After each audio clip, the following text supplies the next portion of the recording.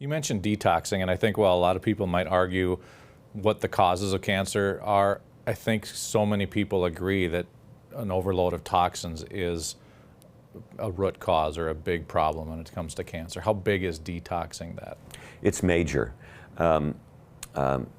We don't detox today. If you get in a crowd of 100 people and you say, okay, this last year, how many of you have gone through a regular detox program? You'll be lucky if you get one hand that goes up.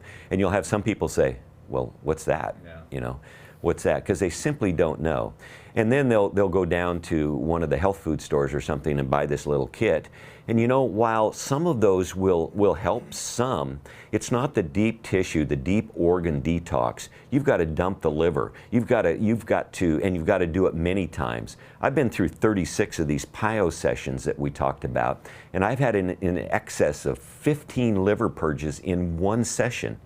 And you know, people do coffee enemas for cancer, and they're trying to get one purge in a coffee enema, which is good, but you know, you really need to detox that liver, because if you don't, your main detox organ, you're going to struggle and suffer to get well.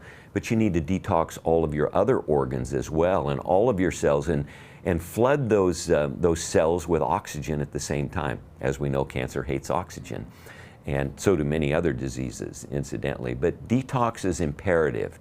Again, a disease caused by chemicals and radiation largely. We treat it with chemicals and radiation today, and it makes no sense whatsoever. Hippocrates said, let thy food be thy medicine and thy medicine be thy food. And it's never been truer. And yet we are bashed every day by pharmaceutical companies and conventional medical organizations that tell us and tell cancer patients that eat anything you want, it doesn't make any difference. And that is tragic, and that should be a criminal offense.